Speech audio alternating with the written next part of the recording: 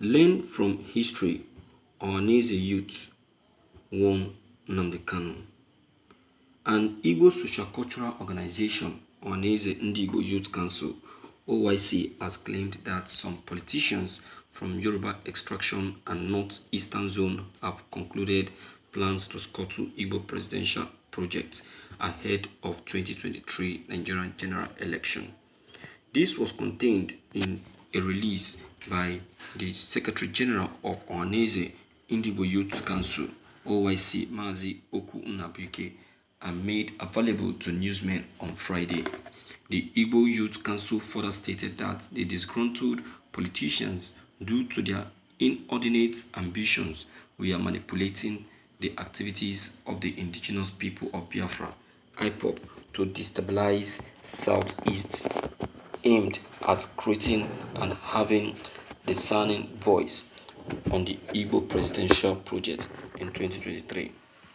Yoruba politicians and Northeast presidential aspirants, through their selflessness, are manipulating the activities of the proscribed indigenous people of Biafra (IPOB) indirectly for 2023, building up to scuttle Igbo presidency project, and it should stop henceforth.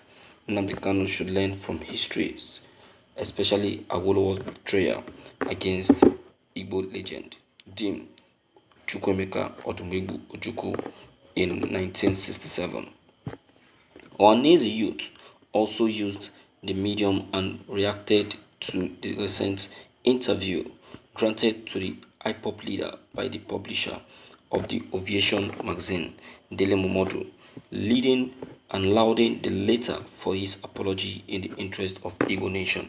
Kanu had, during the interview, apologized to Ndigbo over some of his inflammatory threats during the heat of the NSAS protest, which turned violent, leading to wanton killing and destruction of lives and properties across the country.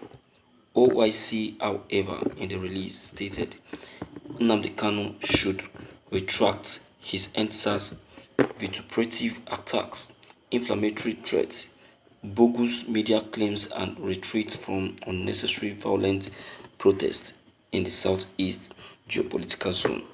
In Igbo land, it's unimaginable and taboo for anyone to speak for Igbos without proper consultative approval from Igbo stakeholders.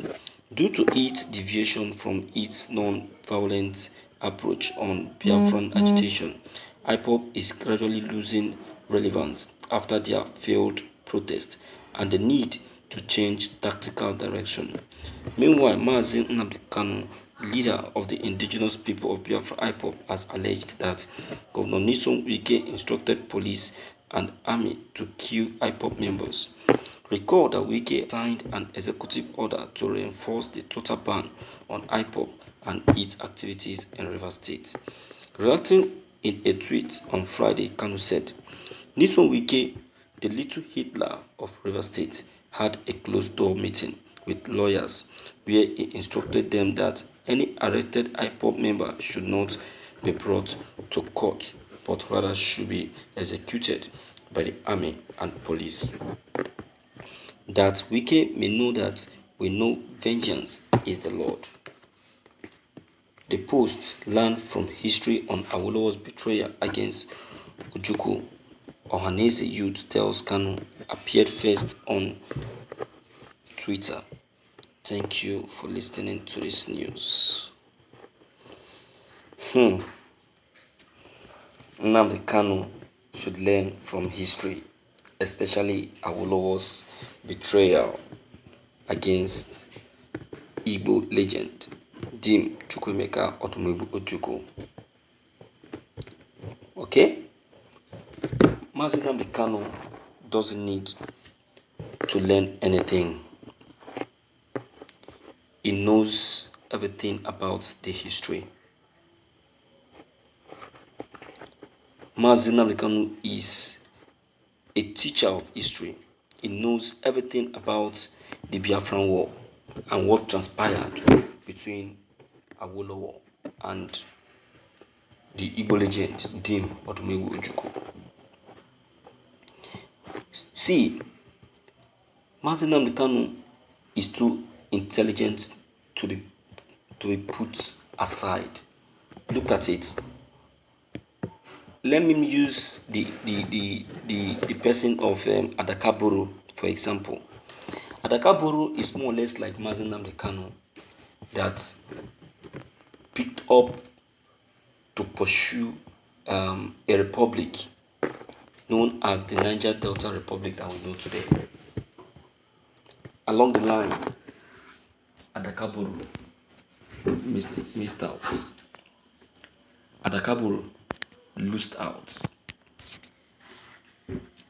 He lost out because he was deceived by Gowon with a promise to be placed on a very higher position in the military. Adakaburu betrayed his own people and joined Gowon. The moment Gowon got all that he wanted from Adakaburu, he plotted his execution. He plotted his execution immediately. Yeah. You see that? So, but in the area of Mazi Nnamdi Kanu, since he has begun this pursuit for Biafran actualization since 2012, the temptation for him to drop the pursuit has been coming in numbers. Even the one that came this year alone is enough to give Nnamdi Kanu an applaud. Mazi Nnamdi Kanu was tempted by his own people, by foreigners, you understand, like the Fulanese. He was given juicy positions to abandon Biafra. But Mazi Nnamdi Kanu made him to know that that is not what he wants. That if only they can give him Biafra, it will be okay. What can be more interested than that? What can be?